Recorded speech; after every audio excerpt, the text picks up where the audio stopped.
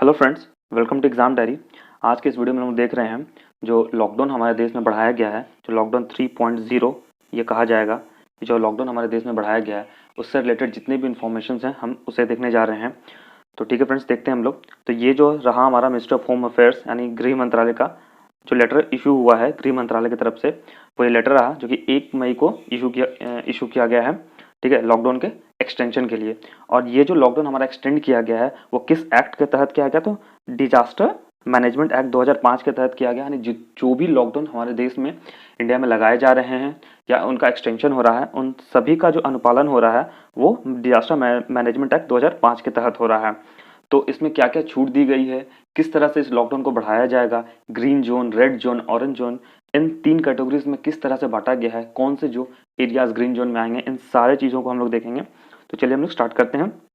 और ये हम लोगों ने जो मिनिस्टर ऑफ होम अफेयर्स का लेटर देखा, ये ऑफिशियल लेटर यही है।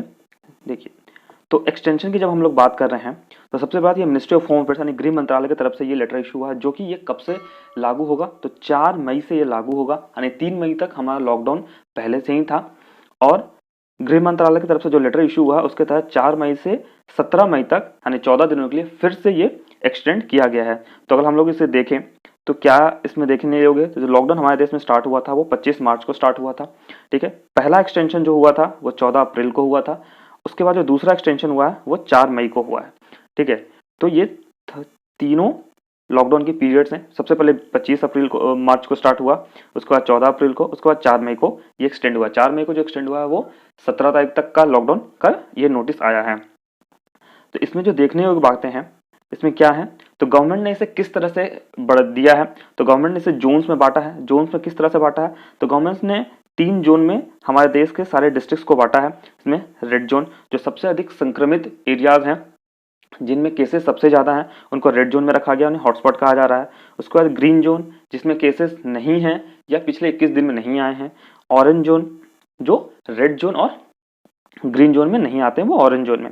और ये किस क्राइटेरिया पे बांटा गया है, तो सबसे पहली बात इसे कैसे क्या, डबलिंग रेट, ठीक है, जो कि नंबर ऑफ केसेस जो हमारे देश में है कोरोना पॉजिटिव के, उनके डबलिंग रेट और नंबर ऑफ केसेस किसी एरिया में, इस बेसिस पे इसे 3 जोन में हमारे देश के डिस्ट्रिक्ट्स को बांटा गया है, जैसे रेड जोन, ग्रीन जोन और ऑरेंज जोन। तो इसमें और ये जो देखने वाले हमने तीनों जोन्स को पूरी तरह वो डिटेल में हम लोग देखते हैं 3 जोन्स में किस तरह किस किस क्राइटेरिया पे बांटा गया है। जो हमारा सबसे पहले ग्रीन जोन है, ठीक है, ग्रीन जोन को क्या किस तरह से डिफाइन किया गया है, तो हमारी गवर्नमेंट ने जो ग्रीन जोन को डिफाइन किया है वो क्या है, या तो उस एरिया में, उस डिस्ट्रिक्ट में 0 केसेस हो, या फिर पिछले 21 दिनों में कोई भी केस कंफर्म्ड केसेस नहीं आया हो, तो वैसे एरियाज किसमें ग्रीन जोन में लाइक करेंगे। उसके बाद रेड जोन, तो रेड जोन वैसे यानी हॉटस्पॉट्स, वैसे एरियाज हैं जहां केसेस आ रहे हैं या नंबर ऑफ केसेस ज्यादा हैं। और ये डिपेंड किस पे कर रहा है, जो लोकल अथॉरिटीज है, हमारा डिस्ट्रिक्ट के जो लोकल अथॉरिटीज हैं वो इनकी जानकारी राज्य सरकारों और केंद्र सरकारों को देंगे। जैसे एक्टिव केसेस कितने हैं उस एरिया में, डबलिंग रेट क्या है, कंफर्म्ड केसेस कितने हैं, ठीक है, और किस तरह से टेस्टिंग की जा रही है। और जो हमारा थर्ड है ऑरेंज जोन, ऑरेंज जोन वो एरियाज हैं जो कि ग्रीन जोन और रेड जोन में नहीं आते हैं, वैसे एरियाज किस में है, तो ऑरेंज जोन में आएंगे। तो चलिए आगे देखते हैं हम लोग। तो आगे जो हम लोग देख रहे हैं तो किस क्या क्या इसमें बांटा गया है, कितने डिस्ट्रिक्ट्स हमारे ग्रीन जोन में आते हैं, रेड जोन में आते हैं और ऑरेंज जोन में आते हैं। तो ये जो लॉकडाउन हमारा चला है, ये लॉकडाउन कब से कब तक चला, 4 मई से लेके 10 मई तक, ठीक है, ये थर्ड हमारा लॉकडाउन है। और पूरे इंडिया में 733 डिस्ट्रिक्ट्स है, जिनमें से 130 डिस्ट्रिक्ट्स को यानी 130 जिलों को रेड जोन में रखा गया है, 284 जिलों को ऑरेंज जोन में रखा गया है और 319 जिलों को ग्रीन जोन में रखा गया है, ठीक है। टोटल डिस्ट्रिक्ट्स कितने हैं, तो 733, और ये इस तरह से डिस्ट्रिक्ट्स को बांटा गया है। चलिए आगे देख रहे हैं हम लोग। तो हु डिसाइड्स द जोन, मतलब जोन का निर्धारण किसके थ्रू किया जा रहा है, कौन इस जोन को फिक्स कर रहा है कि ये कौन से डिस्ट्रिक्ट रेड जोन में होगा, कौन ऑरेंज जोन में और कौन ग्रीन जोन में। तो सबसे पहले जब हम लोग देखते हैं तो सबसे इंपॉर्टेंट है हमारा क्या है, तो रेड जोन। तो ये सबसे पहले देखने वाली बात ये है कि ये जो जोन्स डिसाइड हो रहे हैं वो हर सप्ताह अपडेट होंगे। अगर आज कोई रेड जोन है और अगर वो उसमें केसेस कम हो गए पिछले 21 दिनों में, तो वो ऑरेंज जोन में जाएगा, फिर वो ग्रीन जोन में जाएगा। उसी तरह से अगर किसी एरियाज में केसेस बढ़ गए हैं तो वो उसके लेवल में इंक्रीज हो जाएगा, मतलब वो ग्रीन से ऑरेंज, ऑरेंज से फिर रेड। तो ये सबसे पहली बात देखने वाली बात ये है कि ये वीकली बेसिस पर यानी हर सप्ताह इन जोन्स का अपडेट किया जाएगा, ठीक है। और सबसे पहली बात, सेंटर जो है ये इसके निर्धारण में पूरे तरह इसमें रोल अदा कर रही है सेंट्रल गवर्नमेंट। सबसे पहली बात, सेंट्रल गवर्नमेंट जो है वो सेंट्रल गवर्नमेंट और स्टेट गवर्नमेंट किसी एरिया को लेवल इंक्रीज कर सकती है। जैसे अगर कोई ऑरेंज जोन में है तो उसे रेड जोन में ला सकती है, ग्रीन से ऑरेंज ला सकती है, ठीक है। ये सेंट्रल और स्टेट गवर्नमेंट दोनों कर सकती है। लेकिन अगर किसी एरिया का लेवल नीचे करना है, मतलब रेड से ऑरेंज, ऑरेंज से ग्रीन, तो ये जो अधिकार है वो सिर्फ राज्य सरकार के पास नहीं, वो सिर्फ और सिर्फ केंद्र सरकार के पास है। यानी अगर किसी एरिया में केसेस कम हो गए तो उसकी पूरी तरह जांच करने के बाद ही उस एरिया को ग्रीन जोन या ऑरेंज जोन घोषित किया जाएगा। ये अधिकार सिर्फ हमारे केंद्र सरकार के पास है, ठीक है। तो अब कंटेनमेंट जोन की बात आती है। गवर्नमेंट ने इस तरह से कंटेनमेंट जोन में भी बांटा है किसी हर एरिया को। तो जो सबसे मोस्ट इंपॉर्टेंट सेंसिटिव एरियाज होंगे, मतलब जो सबसे सेंसिटिव इलाके होंगे किसी भी जिले के, किसी भी डिस्ट्रिक्ट के, जहां नंबर ऑफ केसेस बहुत ज़्यादा हैं या फिर जहां स्प्रेड होने की संभावना ज़्यादा है, तो वैसे एरियाज को क्या कर रखा गया है, तो कंटेनमेंट जोन कहा गया है, ठीक है। और ये containment most important sensitive areas हैं ये सब। इसे गवर्नमेंट और लोकल अथॉरिटीज ने मिलकर इसे आइडेंटिफाई किया है। और ये जो एरियाज हमारा है सेंसिटिव एरिया यानी कंटेनमेंट जोन, ये कहाँ लाई करेंगे, तो रेड एंड ऑरेंज जोन में ये लाई करेंगे। ग्रीन जोन में तो केसेस हैं ही नहीं, इसलिए कंटेनमेंट जोन की बात वहां आएगी नहीं। तो जिस एरिया में केसेस ज्यादा हैं या फिर वहां केसेस इंक्रीज होने की संभावना है, तो वैसे एरियाज को कंटेनमेंट जोन कहा गया है और ये रेड और ऑरेंज जोन में होंगे। सबसे पहली बात, इन इस कंटेनमेंट जोन का निर्धारण करेगा कौन, तो इसमें यह है कि लोकल डिस्ट्रिक्ट एडमिनिस्ट्रेशन किसी भी एरिया को कंटेनमेंट जोन में कन्वर्ट कर सकता है। अगर वहां संभावना है केसेस बढ़ने की तो उसे कंटेनमेंट जोन में कर दिया जाएगा। उसके बाद एक और इंपॉर्टेंट चीज है कि इस कंटेनमेंट जोन में किस किस चीजों की अनुमति होगी, क्योंकि सबसे सेंसिटिव इलाके हैं तो किसी भी और तरह की कार्यों की काम की अनुमति तो बिल्कुल नहीं होगी इस कंटेनमेंट जोन में। लेकिन जिस चीज की अनुमति होगी इस कंटेनमेंट जोन में वो क्या है, मेडिकल इमरजेंसीज के केस में इस एरिया में लोग आ जा सकते हैं। एसेंशियल सप्लाई के लिए इस एरिया में लोगों को छूट मिलेगी, यानी एक सशर्त, मतलब किसी शर्त के तहत, जैसे अगर आपको किसी मेडिकल इमरजेंसी की नौबत आ गई तो आप इस एरिया में मूवमेंट कर सकते हैं, या फिर आपको एसेंशियल सप्लाई यानी एसेंशियल गुड्स की जरूरत हो गई तभी आप मूवमेंट कर सकते हैं इस कंटेनमेंट में। इसके अलावा किसी और तरह की गतिविधि इसमें बिल्कुल भी परमिसेबल नहीं है। उसके बाद जो एक्टिविटीज हमारे कंटेनमेंट जोन में गवर्नमेंट के थ्रू छूट दी गई है, जो एक्टिविटीज कंटेनमेंट जोन में होगी, सबसे पहली बात क्या क्या होगी, छूट की बात नहीं है, कंटेनमेंट जोन में कौन कौन से काम किए जा सकते हैं। सबसे पहले जो लोकल एडमिनिस्ट्रेशन है वो क्या करेगी, उस एरिया का पूरा पेरिफेरल करेगी, मतलब उस एरिया को पूरी तरह से घेराबंदी करेगी। उसके बाद उस एरिया के सारे एंट्री और एग्जिट पॉइंट्स पे पूरी तरह चेकिंग होंगी। उसके बाद जो पर्सन्स की मूवमेंट है, आने जाने की जो गतिविधि है, वो सिर्फ या तो एसेंशियल सप्लाई गुड्स की सप्लाई के लिए दी जाएगी या फिर मेडिकल इमरजेंसी के केस में उस कंटेनमेंट जोन से लोगों को आने जाने की अनुमति मिलेगी, ठीक है। उसके बाद और जो ट्रांसपोर्ट होंगे, गुड्स के सप्लाई होंगे, उनको रोका नहीं जाएगा, ठीक है। और पीपल जो भी लोग होंगे, ठीक है, उनके आने जाने की गतिविधि पर पूरी तरह से नजर रखी जाएगी। अगर कोई व्यक्ति उस कंटेनमेंट जोन में आता है या फिर उस कंटेनमेंट जोन से बाहर जाता है तो उसकी पूरी तरह से जांच करके ही उसे आने दिया जाएगा और उसके बाद उसकी पूरी जानकारी गवर्नमेंट पूरे रिकॉर्ड में करके रखेगी। यानी ये सारे एक्टिविटीज जो हैं वो कंटेनमेंट जोन में होंगी। उसके बाद जो लोकल एडमिनिस्ट्रेशन को गवर्नमेंट की तरफ से आदेश आया है उसमें से क्या है कि आरोग्यम सेतु ऐप, ठीक है, आरोग्यम सेतु ऐप को कंटेनमेंट जोन के हर आदमी के पास होना ही चाहिए। 100% coverage of Arogyam Setu app, ठीक है। गवर्नमेंट की तरफ से ये पूरी तरह से सख्त निर्देश है कि आरोग्यम सेतु ऐप कंटेनमेंट जोन के हर व्यक्ति के पास होना ही चाहिए। और ये किसकी जिम्मेदारी है, तो लोकल अथॉरिटीज की जिम्मेदारी है कि लोगों को अवेयर करें कि आरोग्यम सेतु ऐप अपने फोन में लोग इंस्टॉल करें।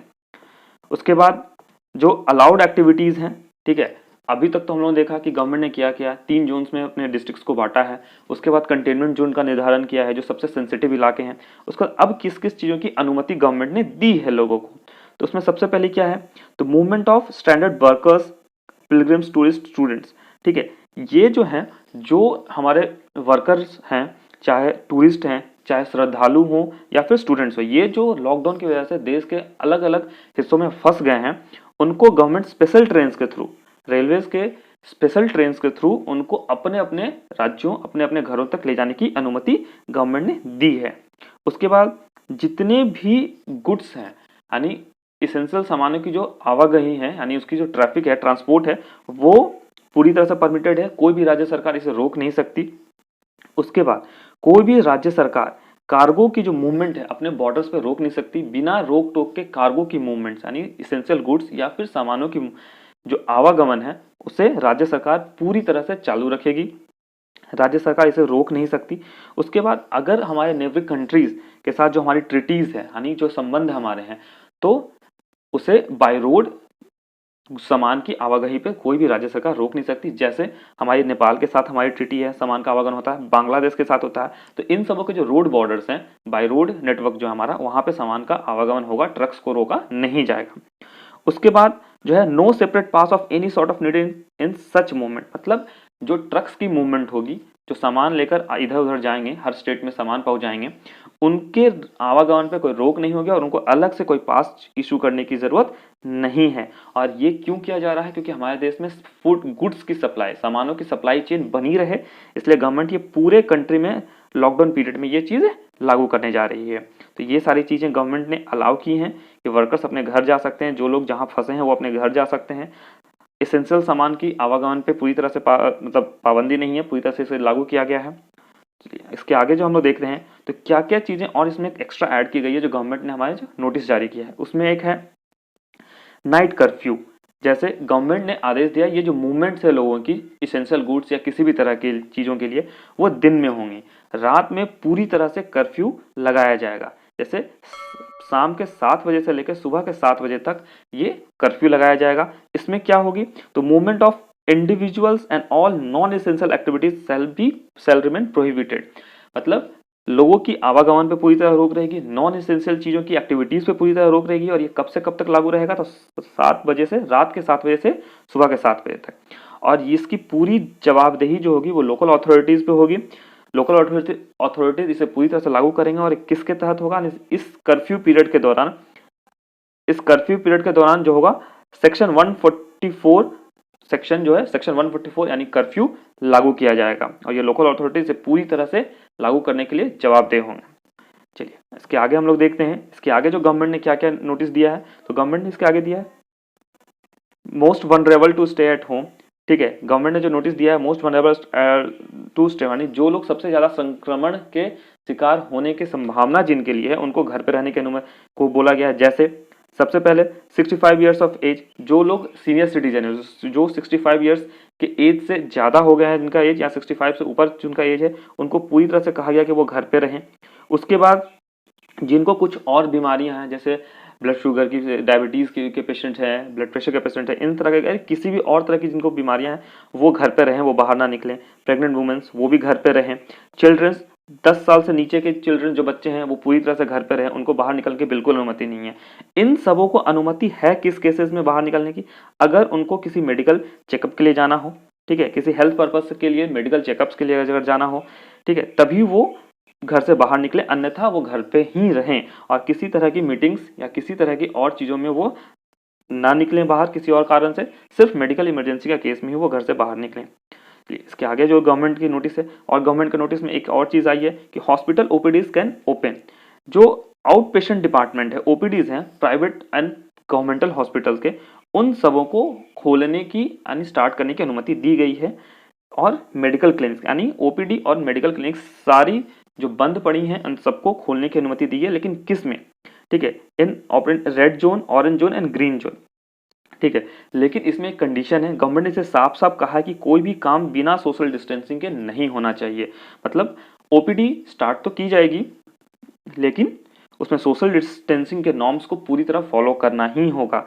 लेकिन इसमें एक और चीज़ है, रेड जोन, ऑरेंज जोन और ग्रीन जोन, इनमें ओपीडीज को स्टार्ट करने की परमिशन तो दी गई है, लेकिन कंटेनमेंट जोन में ये परमिशन नहीं है। इसे ध्यान रखेंगे, अगर कोई एरिया कंटेनमेंट जोन घोषित होता है तो उस एरिया में ओपीडी फैसिलिटीज बिल्कुल भी स्टार्ट नहीं हो सकते। इसके अलावा सारे एरियाज में ओपीडी फैसिलिटीज स्टार्ट हो सकते हैं। ठीक है, इसके बाद गवर्नमेंट ने क्या नोटिस जारी किया है? तो उसके बाद वो गवर्नमेंट का नोटिस है एक पब्लिक प्लेसेस को लेकर, यानी एक गाइडलाइन है पब्लिक प्लेसेस में अगर कोई लोग पब्लिकली घर से बाहर निकलते हैं तो उनके लिए क्या क्या गाइडलाइंस है वो एक गवर्नमेंट ने जारी किया। सबसे पहले क्या है कि वियरिंग ऑफ फेस मास्क, ठीक है, यानी फेस कवर, फेस मास्क आपको पहनना ही पहनना है घर से बाहर अगर निकल रहे हैं तो, ठीक है। उसके बाद all persons in charge of public places and transport should ensure social distancing. सबसे एक और एक चीज़, सोशल डिस्टेंसिंग को आपको बना के रखना है, इसमें कोई वैसा नहीं है। उसके बाद गैदरिंग ऑफ 5 और मोर बिल्कुल अलाउड नहीं है, किसी भी केस में 5 से अधिक लोगों की गैदरिंग बिल्कुल अलाउड नहीं है। अगर कोई शादी करता है तो 50 लोगों से ज़्यादा लोग नहीं होने चाहिए। उसके बाद अगर कोई फ्यूनरल होता है, किसी के लास्ट दाह संस्कार होता है, अगर कोई मर जाता है तो उसमें जो लोग एकत्रित होंगे तो वो 20 से ज़्यादा नहीं होने चाहिए, ठीक है। उसके बाद पब्लिक स्पिटिंग अलाउड नहीं है, पब्लिक प्लेसेस में अगर आप स्पिटिंग करते पकड़े गए तो आपको चार्ज यानी फाइन भरना पड़ेगा। उसके बाद कंजप्शन ऑफ लिक्कर, पान गुटखा, टोबैको, इन सब पब्लिक प्लेस में इनका कंजप्शन बिल्कुल भी अलाउड नहीं है। लेकिन गवर्नमेंट ने एक जो परमिशन दी है वो इन सब लिक्कर यानी शराब, पान गुटखा और टोबैको इन सबों के सेल को लेकर यानी इनकी बिक्री को लेकर गवर्नमेंट ने एक परमिशन जारी किया है, परमिट दिया है कि आप इनकी बिक्री कर सकते हैं। लेकिन आप जो दुकान होंगे, दुकान से जो कस्टमर होगा उनकी दूरी कम से कम 6 फीट यानी 6 फीट की दूरी होनी ही चाहिए, यानी सोशल डिस्टेंसिंग के नॉर्म्स को आपको फॉलो करना पड़ेगा और आपके दुकान पर 5 से अधिक लोग एक साथ नहीं होने चाहिए, ठीक है। तो ये पब्लिक प्लेसेस के लिए गवर्नमेंट ने एक गाइडलाइन जारी किया है। उसके बाद जो वर्क प्लेसेस यानी जो इंडस्ट्रीज है उनके लिए जो गवर्नमेंट ने जो गाइडलाइन जारी किया उनमें से क्या क्या है, तो उनमें है सबसे पहला वेयरिंग ऑफ फेस मास्क, यानी यहाँ भी फेस मास्क पहनना यानी फेस कवर पहनना अनिवार्य है, लोगों को पहनना ही पड़ेगा। उसके बाद जो है all person in charge of work place इंसो social distancing, फिर यहाँ से वही चीज़ यानी सोशल डिस्टेंसिंग के नॉर्म्स हर कंडीशन में फॉलो करने ही करने हैं आपको। उसके बाद अगर आपके कंपनी में या किसी भी वर्क प्लेस में अगर लोग आते हैं तो उनको सोशल डिस्टेंसिंग के नॉर्म्स होने चाहिए, मास्क की एबिलिटी वहाँ होनी चाहिए, किसी भी कंडीशन में ये सब चीज़ें नहीं करनी चाहिए मास्क वगैरह। और उसके बाद जो है थर्मल स्कैनिंग, लोग जो जब काम पे आएंगे तो उनकी थर्मल स्कैनिंग होनी चाहिए, हैंड वॉश की फैसिलिटीज़ होनी चाहिए, सैनिटाइजर होना चाहिए, मतलब एक रेगुलर इंटरवल पे आप उस एरिया को आपको सैनिटाइज करना पड़ेगा, डोर्स, हैंडल्स, ये सब चीज़ों को, ठीक है। सैनिटाइजेशन का प्रोसेस पूरे वर्क प्लेस को पे करना ही पड़ेगा। उसके बाद 65 ईयर्स के ऊपर के जो लोग हैं वो बिल्कुल ऑफिस ना आए, ठीक है। ये सब चीज़ें जो गवर्नमेंट ने वर्क प्लेस के। उसके बाद जो क्या है आरोग्य सेतु ऐप, यानी किसी ऑर्गेनाइजेशन में अगर कोई काम करने आते हैं तो ये उस ऑर्गेनाइजेशन के हेड की जवाबदेही होती है कि वो अपने सारे एम्प्लॉयज़ के फ़ोन में आरोग्य सेतु ऐप को इंस्टॉल करवाएं और उनके काम को आगे बढ़ाएं, ठीक है। तो ये आरोग्य सेतु ऐप को इंस्टॉल करना कंपलसरी है। उसके बाद फिजिकल मीटिंग बिल्कुल अवॉइड करें, आप वीडियो कॉल के थ्रू वीडियो कॉन्फ्रेंसिंग करके मीटिंग करें। हॉस्पिटल क्लिनिक्स जो हैं वो नियर बाय एरियाज़ में होने चाहिए। उसके बाद एक कंटेनमेंट जोन इस एरिया में, मतलब कंटेनमेंट एरिया आपके उस ऑर्गेनाइजेशन में होना चाहिए। अगर किसी भी एम्प्लॉय को कंटेन करने की ज़रूरत अगर आन पड़ती है तो उसे उस एरिया में रखा जाए। तो ये सारी गाइडलाइंस पब्लिक प्लेस और वर्क प्लेस के लिए गवर्नमेंट ने जारी किए हैं। उसके बाद अब हम लोग देख लेते हैं जोन वाइज क्या क्या चीज़ें गवर्नमेंट ने बोली हैं।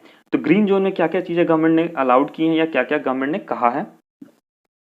तो सबसे पहले ग्रीन जोन में सारी चीज़ें अलाउड हैं एक्सेप्ट ये 30, यानी इन सब चीज़ों को छोड़कर सारी चीज़ें अलाउड हैं। तो क्या क्या अलाउड नहीं है ग्रीन जोन में, तो सबसे पहले travel by air, rail and metro, यानी किसी तरह का ट्रांसपोर्ट सिस्टम बिल्कुल नहीं अलाउड है। उसके बाद इंटरस्टेट मूवमेंट बाय रोड बिल्कुल अलाउड नहीं है। Running of school, college, educational institution, coaching institution बिल्कुल अलाउड नहीं है। होटल एंड रेस्टोरेंट्स बिल्कुल अलाउड नहीं है। उसके बाद places of large public gathering, यानी सिनेमा हॉल्स, मॉल्स, जिम्स, ये सारी चीज़ें बिल्कुल भी अलाउड नहीं है ग्रीन जोन में। सोशल, पॉलिटिकल एंड कल्चरल किसी तरह की गैदरिंग अलाउड नहीं है।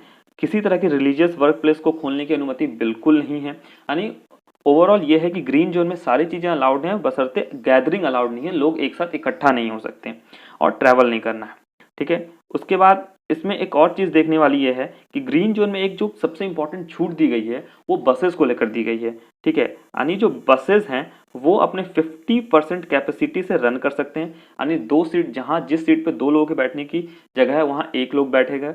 और उसी तरह से जिस तरह से बसेस 50% में ऑपरेट करेंगे उसी तरह से अगर कोई बस डिपोट है तो वो भी बस डिपो भी 50% कैपेसिटी से रन कर सकते हैं। ये ग्रीन जोन में एक एक्स्ट्रा छूट दी गई है।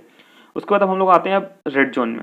तो रेड जोन में क्या क्या चीज़ें अलाउड हैं, तो चलें, क्योंकि सबसे इंपॉर्टेंट रेड जोन है कि रेड जोन में लोगों को सबसे अधिक समस्या हो रही है कि क्या अलाउड है क्या अलाउड नहीं है। तो सबसे पहले देखेंगे क्या अलाउड है रेड जोन में। तो सबसे पहला क्या अलाउड है कि जो 4 व्हीलर्स होंगे, ठीक है, मूवमेंट ऑफ इंडिविजुअल, यानी लोगों के मूवमेंट पे तो अनुमति है लेकिन उसमें कंडीशन है कि अगर आप 4 व्हीलर से एक्टिविटी चल रहे हैं, ठीक है, तो 4 व्हीलर से अगर आप चल रहे हैं तो ड्राइवर के अलावा सिर्फ 2 लोग उस गाड़ी में हो सकते हैं। लेकिन अगर आप टू व्हीलर से चल रहे हैं तो आप सिर्फ खुद ही चल सकते हैं, आपके साथ पीछे कोई बैठा नहीं होना चाहिए। उसके बाद इंडस्ट्रियल एक्टिविटीज़ को स्टार्ट करने की अनुमति दी गई है अर्बन एरियाज़ में। किसमें? तो अर्बन एरियाज़ में इंडस्ट्रियल एक्टिविटी क्या क्या स्टार्ट करने की अनुमति दी गई है? तो special economic zones, export oriented units और industrial states and industrial township with access control, यानी इन सबों की अनुमति अर्बन एरियाज़ में दी गई है। उसमें क्या क्या चीज़ें आती हैं, इसमें क्या क्या आ जाती हैं? तो ड्रग्स, फार्मास्यूटिकल्स, मेडिकल डिवाइसेस, यानी इन सब चीज़ों इसेंशियल गुड्स से रिलेटेड जितने भी मैन्युफैक्चरिंग यूनिट्स हैं या उनके रॉ प्रोडक्ट से रिलेटेड जो भी मैन्युफैक्चरिंग यूनिट्स है उनको ऑपरेट करने की अनुमति गवर्नमेंट ने दे दी है। आईटी, हार्डवेयर, जूट इंडस्ट्री, इन सबों को खोलने की अनुमति दी गई है ताकि लोगों को सारी चीज़ें ईजिली अवेलेबल हो सके। ठीक है। उसके बाद गवर्नमेंट ने और रेड जोन में क्या अलाउड किया है? सबसे पहले बात, कंस्ट्रक्शन अलाउड किया है, लेकिन कंस्ट्रक्शन किस तरह का कंस्ट्रक्शन अलाउड किया? इन सीटू कंस्ट्रक्शन गवर्नमेंट ने अलाउड किया अर्बन एरियाज में। तो इन सीटू कंस्ट्रक्शन कहने का मतलब वैसा कंस्ट्रक्शन जहां वर्कर्स साइट पे ही रहते हों, यानी वर्कर्स को कहीं आने और कहीं जाने की जरूरत ना पड़े। अगर कोई साइट पे ही वर्कर रहता हो तो वैसा यानी इन सीटू कंस्ट्रक्शन अलाउड है। ठीक है। और क्या अलाउड है? तो रिन्यूएबल एनर्जी प्रोजेक्ट्स के कंस्ट्रक्शन अलाउड है। ठीक है। उसके बाद जो है सिंगल शॉप्स जो हैं, किसी कॉलोनी के अंदर कोई सिंगल यानी अकेला कोई शॉप है, ठीक है, तो वो खोल सकते हैं। रेजिडेंशियल कॉम्प्लेक्स में अगर कोई शॉप है वो खोल सकते हैं।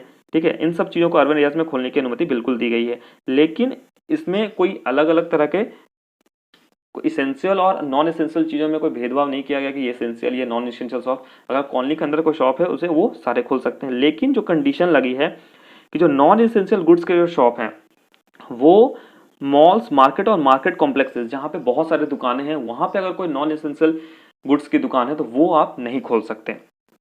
उसके बाद रेड जोन में e commerce activities red zone में अलाउड हैं, लेकिन सिर्फ एसेंशियल गुड्स की, मतलब फ्लिपकार्ट, अमेजॉन, ये सब चीज़ें एसेंशियल गुड्स की सप्लाई रेड जोन में कर सकते हैं। उसके बाद रेड जोन में और क्या चीज़ें अलाउड हैं? तो प्राइवेट ऑफिसेज स्टार्ट कर सकते हैं अपनी, यानी प्राइवेट ऑफिस अपना खोल सकते हैं, लेकिन 33% स्ट्रेंथ का, यानी एम्प्लॉय जो होगी 1/3 ही एम्प्लॉय आप एक साथ रख सकते हैं। उसके बाद गवर्नमेंट ऑफिसेज को भी खोलने की अनुमति दी गई है। ठीक है। लेकिन गवर्नमेंट ऑफिसेज में सीनियर ऑफिसर्स यानी डिप्टी सेक्रेटरी के ऊपर के पद के जितने भी लोग हैं वो आएंगे पूरे स्ट्रेंथ में, यानी पूरे लोग आएंगे, लेकिन जो और बाकी जो स्टाफ हैं वो 1/3 ही आएंगे। उसके बाद क्या है? तो most of the commercial and private staff, यानी लगभग कॉमर्शियल और प्राइवेट जो स्टाफ वो है काम है उनको स्टार्ट करने को अनुमति दी गई है, लेकिन कुछ कंडीशंस के साथ। ठीक है। उसके बाद क्या है भाई, रेड जोन में और क्या चीज़ें अलाउड हैं? तो सबसे पहले फाइनेंशियल सेक्टर। फाइनेंशियल सेक्टर में देख लें तो बैंक्स तो पहले से ही ऑपरेट कर रहे थे, लेकिन अब किस किस की जो अनुमति मिल गई है? तो नॉन बैंकिंग फाइनेंशियल कंपनीज यानी NBFCs को अनुमति मिल गई है। Insurance, capital market activities, credit operative, इन सबों को अब अनुमति मिल गई है स्टार्ट करने की। ठीक है। उसके बाद पब्लिक यूटिलिटीज चीज़ों को स्टार्ट करने, courier and postal services. Courier और पोस्टल सर्विसेज जो बैन हो गए थे, बंद हो गए थे, परमिशन जिनको नहीं मिला था, अब उनको परमिशन मिल गया है ऑपरेट करने के लिए। उसके बाद operation of homes for children, अनाथालय, वृद्धाश्रय यानी सीनियर सिटीजन के लिए रहने के लिए, इन सब चीज़ों को ऑपरेट करने की अनुमति पूरी तरह से दी गई है। और आंगनवाड़ी के ऑपरेशन, आंगनवाड़ी को स्टार्ट करने की अनुमति गवर्नमेंट ने रेड जोन में दे दी है। यानी ये सारी चीज़ें अगर रेड जोन में गवर्नमेंट ने अलाउड की हैं तो यानी सारे जोन्स में ये सारी चीज़ें अलाउड हैं। उसके बाद रूरल एरियाज के रेड जोन में क्या क्या चीज़ें अलाउड हैं? सबसे पहले क्या है? तो industrial and construction activities in यानी रूरल एरियाज में हर तरह के इंडस्ट्रियल और कंस्ट्रक्शन एक्टिविटीज पूरी तरह से अलाउड है। मनरेगा के काम बिल्कुल अपने गति से चलेंगे, उनमें कोई दिक्कत नहीं है। फूड प्रोसेसिंग यूनिट्स और यानी चिमनी भट्टा, ये सब चीज़ें जो हैं फूड प्रोसेसिंग यूनिट्स, ये सारी चीज़ें रूरल एरियाज में बिल्कुल पूरी तरह चलेंगे। उसके बाद जो है सारे दुकानें इसेंशियल और नॉन इसेंशियल के बिना किसी कंडीशन के सारी दुकानें खोल सकते हैं, इसमें कोई दिक्कत नहीं है। लेकिन जो दुकानें नहीं खुलेंगी वो क्या, शॉपिंग मॉल्स अगर कोई है तो वैसे कंडीशन में वो नहीं खुलेंगे। उसके बाद agricultural, animal husbandry, fishery and plantation, यानी इन सारे एक्टिविटीज़ को पूरी तरह से छूट दी गई है, सारे एक्टिविटीज़ हो सकते हैं। उसके बाद क्या अलाउड नहीं है, ये एक बहुत इंपॉर्टेंट चीज़ है। रेड जोन में क्या बिल्कुल भी अलाउड नहीं है? तो क्या अलाउड नहीं है? तो साइकिल रिक्शा आप नहीं यूज़ कर सकते, नहीं चला सकते। साइकिल रिक्शा, ऑटो रिक्शा, इनको चलाने की अनुमति बिल्कुल नहीं दी गई है। टैक्सीज और कैब को भी बिल्कुल चलाने की अनुमति नहीं गई है। Intra district and inter district buses को चलाने की, चाहे वो इंटर डिस्ट्रिक्ट हो चाहे वो इंट्रा डिस्ट्रिक्ट हो, किसी भी तरह के बस एक्टिविटीज़ को बिल्कुल परमिशन नहीं गई है। बार्बर शॉप, स्पास एंड सैलून्स, मतलब नाई की दुकानों को बिल्कुल स्टार्ट करने की अनुमति नहीं दी गई है। ठीक है। उसके बाद जो है ऑरेंज जोन हमारा आता है। तो सबसे पहले ऑरेंज जोन के बारे में ये समझ लें कि जो सारी एक्टिविटीज़ रेड जोन में अलाउड थी वो सारी एक्टिविटीज़ बिल्कुल पूरी तरह से ऑरेंज जोन में अलाउड हैं। उसके साथ जो एक्स्ट्रा क्या ऑरेंज जोन को जो बेनिफिट मिला है, तो क्या क्या ऑरेंज जोन में और स्टार्ट हो सकता है। तो सबसे पहले टैक्सी और कैब, ठीक है, टैक्सी और कैब स्टार्ट करने की अनुमति दी गई है, लेकिन ड्राइवर के अलावा एक जो ड्राइवर होगा उस टैक्सी या कैब में, उसके अलावा सिर्फ एक पैसेंजर ही उसमें और हो सकता है। उसके बाद inter district movement of individuals and vehicles, ठीक है, परमिटेड एक्टिविटीज के लिए, मतलब इंटर डिस्ट्रिक्ट जो मूवमेंट होगा लोगों का, वो किसी टर्म्स एंड कंडीशन पे अगर एसेंशियल चीज़ों की ज़रूरत है या कोई मेडिकल इमरजेंसी, यानी उस कंडीशन में inter district movement orange zone में अलाउड होगा, लेकिन रेड जोन में ये अलाउड बिल्कुल नहीं है। उसके बाद फोर व्हीलर के केसेस में क्या है कि maximum 2 passengers beside a driver, मतलब ड्राइवर के अलावा 2 पैसेंजर बैठ सकते हैं, ये फोर व्हीलर के केस में ऑरेंज जोन में अलाउड है। लेकिन अगर आप बाइक चला रहे हैं तो बाइक पे आप पीछे एक आदमी को ऑरेंज जोन में बैठा सकते हैं। अगर आप ऑरेंज जोन में ट्रैवल कर रहे हैं तो अगर आप बाइक पे हैं तो आपके पीछे एक आदमी बैठ सकता है। तो ये एक गाइडलाइंस जो गवर्नमेंट ने दी है रेड जोन, ऑरेंज जोन और ग्रीन जोन को लेकर, उसे मैंने आपको एक्सप्लेन किया पूरी तरह से। इसके बाद कौन कौन से डिस्ट्रिक्ट, हर स्टेट के कौन कौन से डिस्ट्रिक्ट किस जोन में लाई करते हैं, वो वीकली बेसिस पे अपडेट होते रहेंगे। मैं हर स्टेट के हर डिस्ट्रिक्ट के जोन को आपको वीकली अपडेट के थ्रू बताता रहूंगा। तो इसके नेक्स्ट वीडियो में आपको ये सारे डिटेल मिल जाएंगे कि कौन सा डिस्ट्रिक्ट, किस स्टेट का कौन सा डिस्ट्रिक्ट किस जोन में लाई करता है, ताकि उसके करस्पॉन्डिंग आप अपने आप को अवेयर और सेफ रख सकें। तो ठीक है फ्रेंड्स, थैंक यू। अगर आपको वीडियो ये पसंद आया प्लीज़ इसे लाइक करें और दोस्तों के साथ शेयर जरूर करें, ठीक है। और जो डिस्ट्रिक्ट लिस्ट है कि कौन सा किस जोन में लाई करता है आता है, वो मैं अपडेट करता रहूँगा अपने टेलीग्राम चैनल पे। आप टेलीग्राम पे जाकर एग्जाम डायरी के नाम से सर्च कर सकते हैं या डिस्क्रिप्शन में आपको ये लिंक मिल जाएगा। तो ठीक है, मैं नेक्स्ट वीडियो में आपको डिस्ट्रिक्ट लिस्ट